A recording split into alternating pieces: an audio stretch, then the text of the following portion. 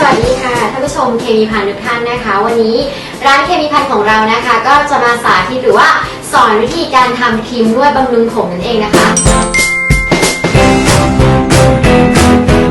ก่อนจะนำมาทำทุกครั้งขอให้ทำความสะอาดก็คือเช็ดล้างทำความสะอาดตากให้แห้งเสร็จแล้วเนี่ยก็อย่าลืมที่จะนำแอลกอฮอล์นะคะ 70% นะคะมาเช็ดทำความสะอาดเรียบร้อยด้วยรวมทั้งโต๊ะเครื่องอุปกรณ์ต่างๆแล้วก็ทั้งมือเรานะคะก็ต้องฉีดทำความสะอาดก่อนที่เราจะลงมือทำนะคะเพื่อความสะอาดและความปลอดภัยนะคะค่ะแล้วก็มาดูกันเลยนะคะน้ำกลั่นนะคะซึ่งเหมาะสำหรับใช้ในการทำผลิตภัณฑ์เครื่องสำอางนะคะซึ่งมันจะเป็นน้ำที่มีความบริสุทธิ์สูงเอาไปตั้งที่อุณหภูมิ 60 องศานำเขาไปตั้งไว้ได้เลยนะคะเพราะว่าเราจะมาใส่เฟสที่2กันซึ่งเป็นเฟส B ขอนิดหนึ่งว่าให้ทำตามเฟสทุกขั้นตอนว่ามันจะต้องเป็น1 สเต็ปเป็นอย่างนี้อย่าทำผสมทีเดียวกันหมดมันจะไม่ได้นะคะอันเสียไปแล้วก็แบบว่าคือไม่เห็นเป็นแบบที่บอกเลยไม่เห็นเป็นอย่างในสูตรเลยหนึ่งคือคุณต้องแบบว่ายังไงก็คือทำตามสูตรให้เป็นเสร็จอันนี้เขาเรียกว่าซิติลแอลกอฮอล์นะคะเรียกให้ถูกเรียกให้ได้แม้ว่าชื่อมันจะเป็นชื่อภาษาอังกฤษภาษาดีภาษาอะไรต้องจำให้ได้เพราะว่าเราจะต้องพูดเป็นภาษาเดียวกันใครจำไม่ได้ก็บอกว่าเอาชุดสูตรเนี่ยค่ะอยากทำแบบนี้สั่งมาเลยนะคะสำหรับซิติลแอลกอฮอล์นะคะมันจะเป็นเม็ดสีขาวๆนะคะทำหน้าที่ในการเป็นสารสร้างเนื้อครีม CME นะคะเป็นเกล็ดนะคะหรือว่าเป็นแผ่นๆสีขาวๆค่อนข้างที่จะหนานิดนึงทำหน้าที่เป็นสารลดแรงตึงผิวนะคะก็ใส่ลงไปเช่นเดียวกัน20ดียังไงใช้ทำอะไรใช้ประสานน้ำกับน้ำมันนะคะเราใส่ลงไปในเฟสนี้ได้เลยค่ะเราผสมลงไปหมดแล้วนะคะก็นำไปให้ความร้อนเช่นเดียวกันค่ะ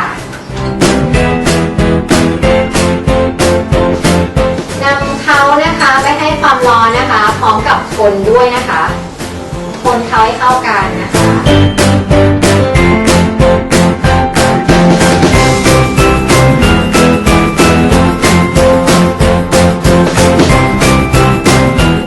ตอนนี้เขาก็ละลายหมดแล้วนะคะตอนนี้เป็นเนื้อเดียวกันแล้วเห็นไหมคะว่าจะเป็นน้ำใสๆเหมือนน้ำเปล่าเลยแต่จะมีความหนืดนิดนึงเสร็จแล้วก็ยกเขาทั้งคู่นะคะออกมาเฟส A และเฟส B ให้เขานะคะใส่ด้วยกันแล้วจะเห็นว่านะคะจากที่เป็นใสๆนะคะตอนนี้จะเป็นเนื้อสีขาวๆแล้วนะคะก็คนเขาให้เข้ากันนะคะ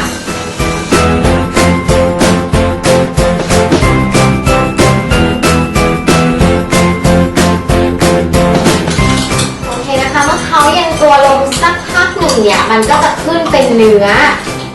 ครีมหรือว่าเนื้อ conditioner หรือเนื้อครีมนวดนะคะจะเป็นครีมนวดสีขาวนี้ขั้นตอนนี้นะคะสำคัญมากเลยนะคะเน้นย้ำนิดหนึ่งว่าสำคัญมากก็คือทำเฟส A เฟส B รวมกันก่อนให้ได้เป็นเนื้อครีมก่อนนะคะ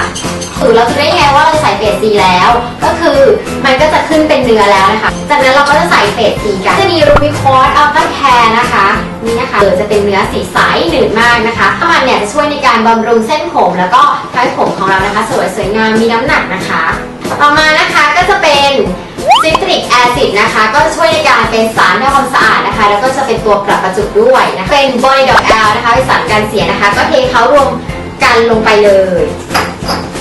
ให้เขาละลายด้วยกันก่อนนะคะแล้วเทเขารวมลงไปเลยค่ะ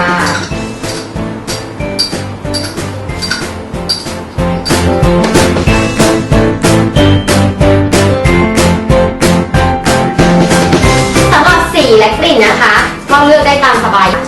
ใส่ไปตามความต้องการของเราเสร็จแล้วเนี่ยเราก็จะใส่บรรจุภัณฑ์นะคะก่อนที่จะนำมาใส่ก็อย่าลืมทำความสะอาดใช้แอลกอฮอล์ 70% ในการทำความสะอาดก่อนนะคะนี่นะคะก็ได้แล้วเฮ้ยทำได้อ่ะเดี๋ยวเราจะมาลองดูกันนะคะว่าเนื้อเป็นยังไง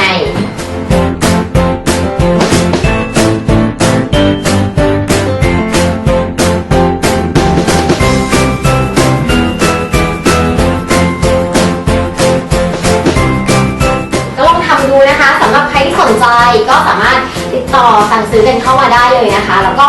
ถ้าเกิดว่ามีข้อสงสัยหรือปัญหาใดๆเนี่ยก็สามารถที่จะทักทายพูดคุยกันมาได้ว่าจะเป็นช่องทางของทาง LINE ทาง Facebook นะคะหรือว่าโทรกันเข้ามาได้เลยนะคะหากใครชอบอะไรหรือว่าอยากให้มีอะไรเพิ่มเติมเนี่ยสามารถคอม เมนต์ติชมกันมาได้เลยนะคะสำหรับวันนี้นะคะก็หมดเวลาแล้วนะคะต้องขอบคุณมากเลยนะคะที่ติดตามชมเรามาตลอดค่ะสวัสดีค่ะ